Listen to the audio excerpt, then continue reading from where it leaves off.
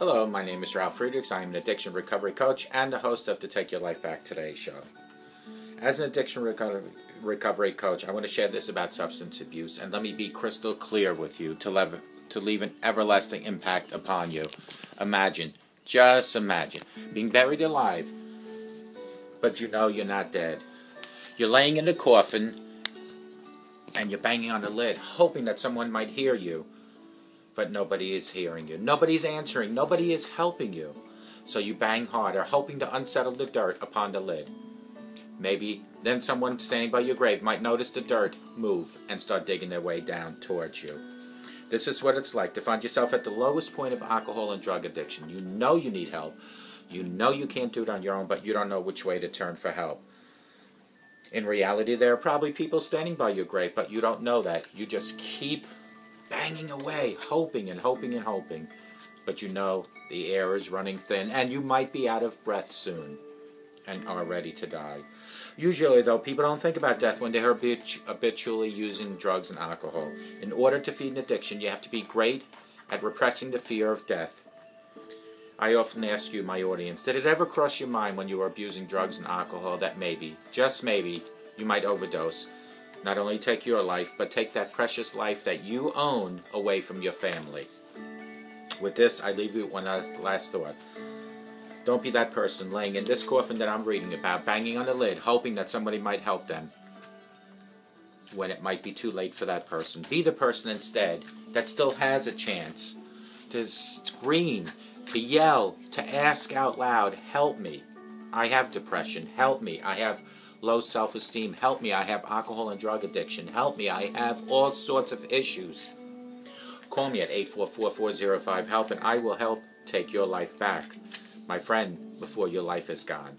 You can also ask Larry Geis from the Geis Academy at 516-458-2741. Larry Geis is an addiction recovery coach, a life coach. He will help you from your addiction to your recovery. He and I always tell our clients it doesn't matter where you came from. It really doesn't. It's great that you have that background, and I hope you've learned from your mistakes. But Larry and I always say it doesn't matter where you come from. It matters that you're here now, that you're requesting help, and where you're going tomorrow. What is the plan that Larry will help you with? He will help you make a brighter future. But you have to call him at 516-458-2741. You can Google him at www.odysseyconsultant.org. Larry Geis from the Geis Academy will help take back your life. Together, him and I are standing by. You need to make the move. And when you speak to Larry, tell him you heard about him on the Take Your Life Back Today show. Folks, if your video is a little blurry, it's not the video quality. It's your glasses. I have a commercial I'm going to run right now. GlobalEyeglasses.com. I believe in their product. I believe in their services. That is why I advertise them on this video. I have helped over 250 people from my audience. I am a board-certified optical person for over 30 years. And I run that commercial because I know that there are people out there that need help seeing. So in conjunction with their product and my professional expertise, Global Eyeglasses is focused on saving you money. All you need to do is go on their website, www.globaleyeglasses.com, look at over 1,200 frames. They're plastic, metal, half frame, no frame, and full frames. They have lenses like progressive, which are no-line bifocals, transitions, which change indoor and outdoors, line bifocals, photochromatics. They have coatings like anti-reflecting coating, which is great for night driving, for that glare. They have UV coating. They have polarized lenses for skiing, fishing, any outdoor activity. All available at globaleyeglasses.com. If you call me at 631-599-0218 and place an order, or let me help you place an order, I will make sure that you get free shipping. Just ask me for a code, and I'll give you that code, and you'll get that free shipping.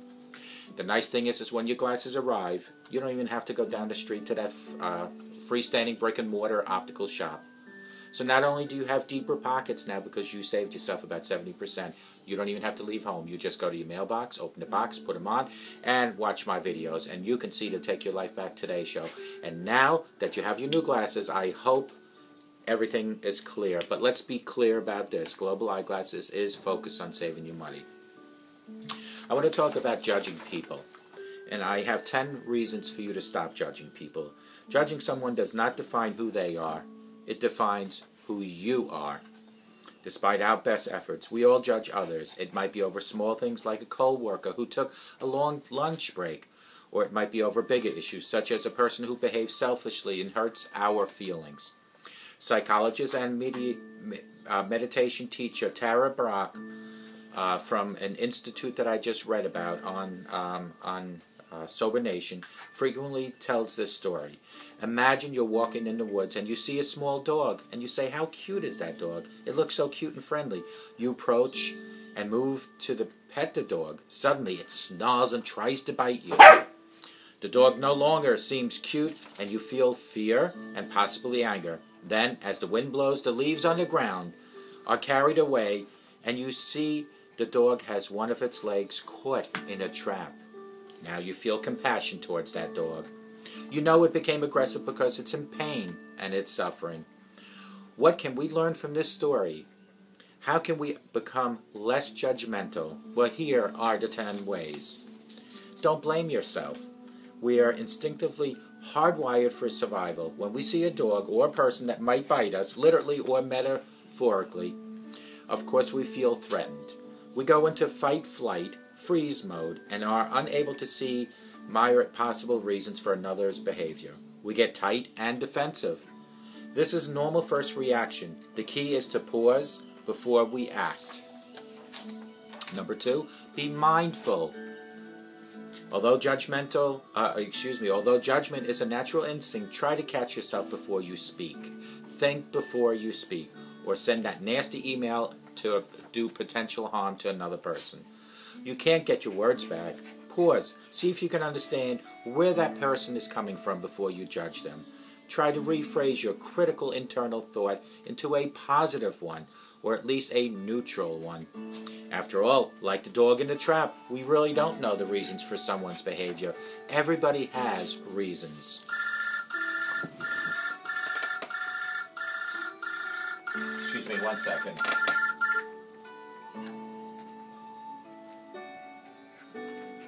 Sorry about that, folks.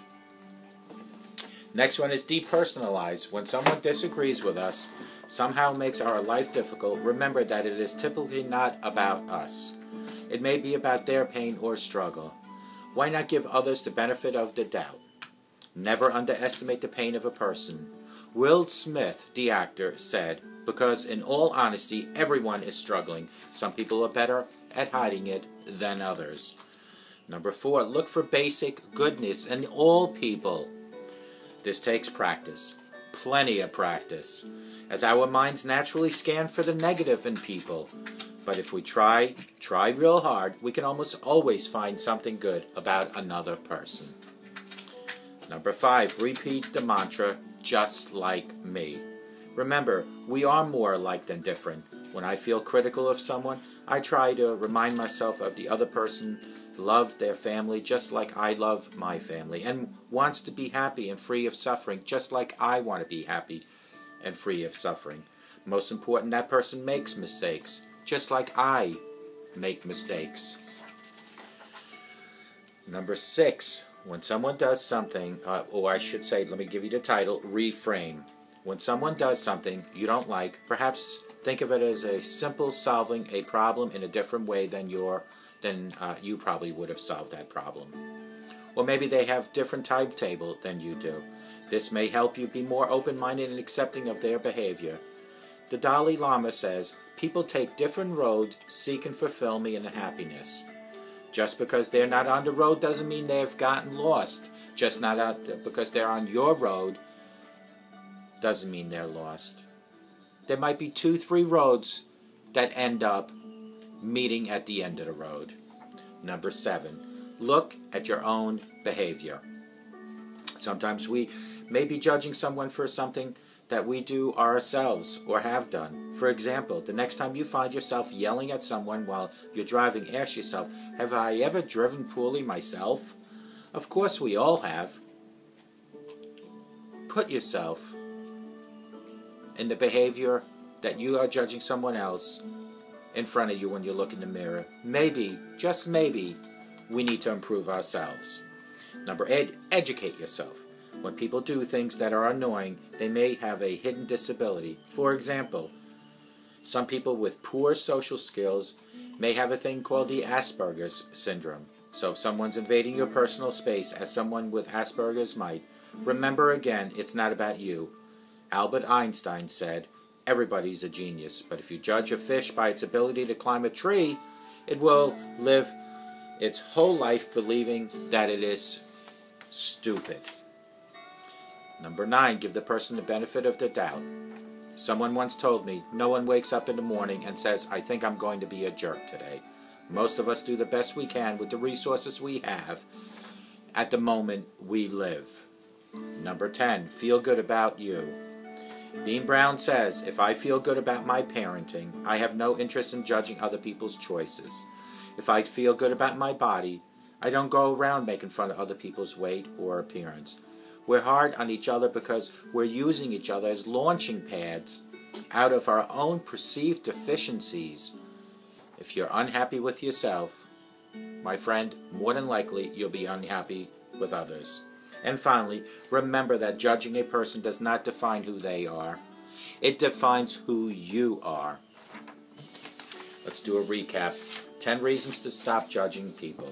Judging someone doesn't define who they are. It defines who you are. Despite our best efforts, we all judge others.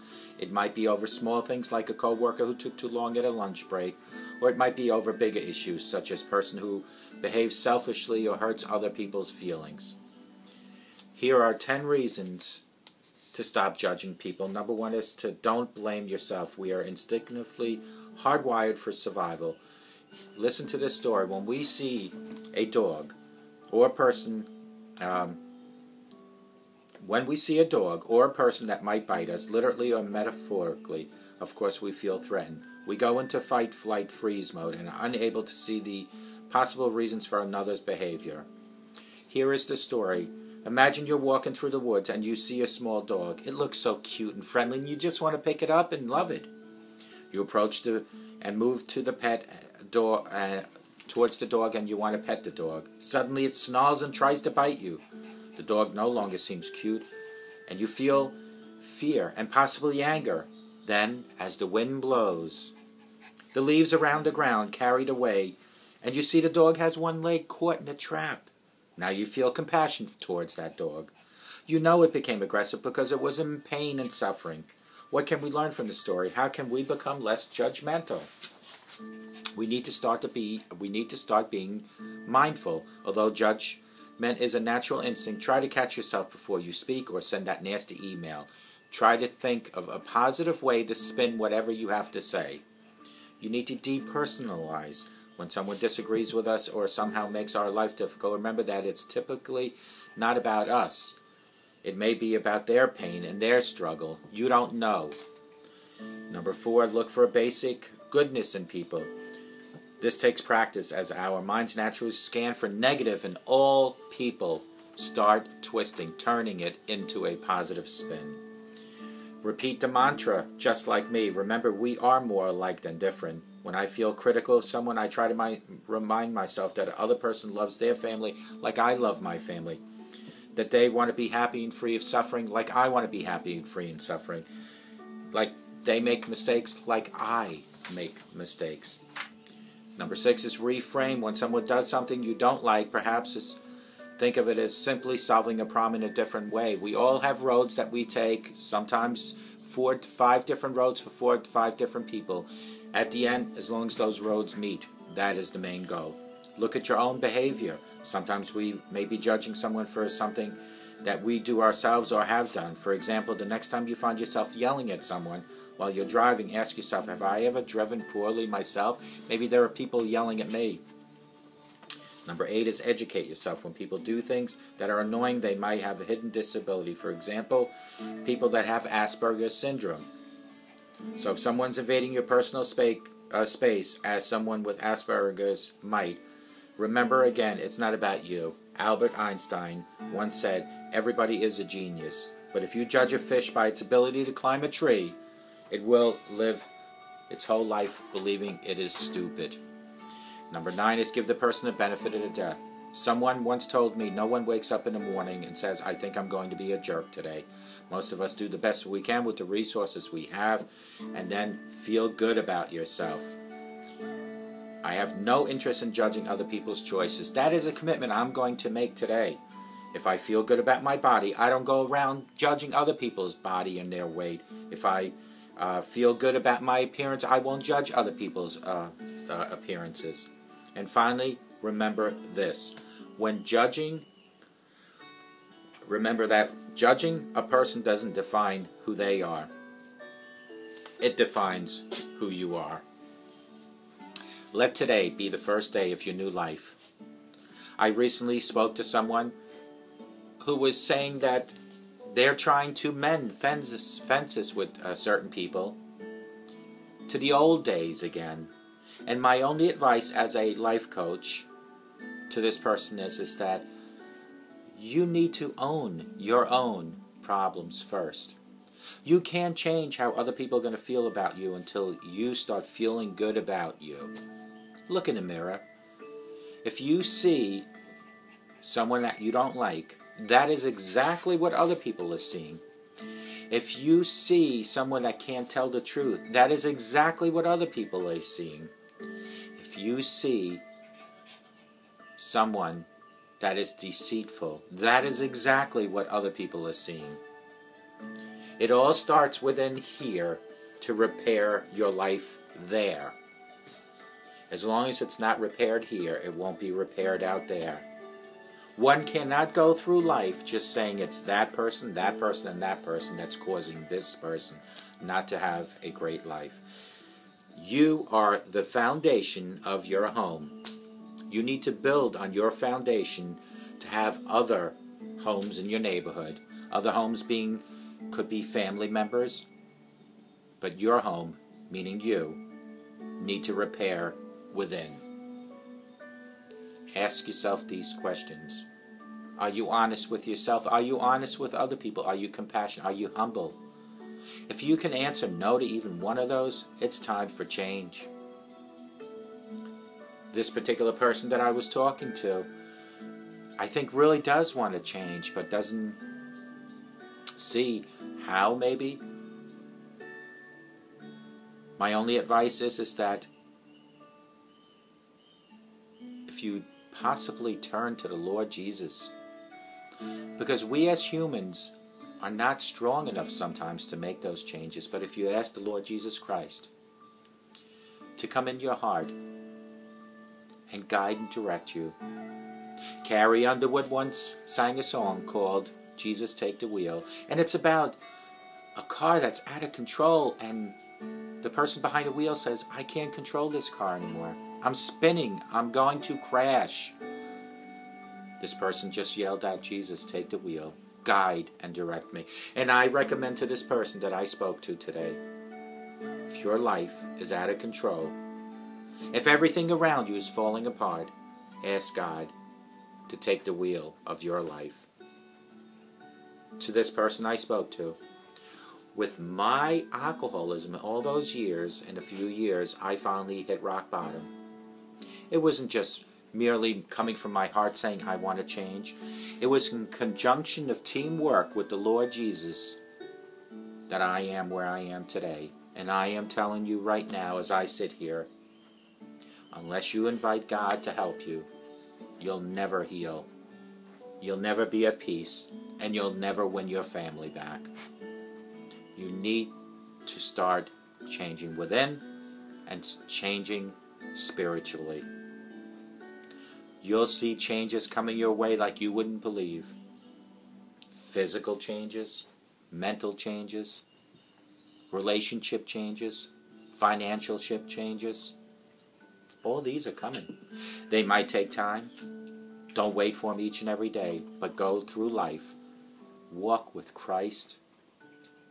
Walk with your family, and you'll start seeing the changes happening. Folks, I hope to God, no matter who's watching me, that you have the best day of your life.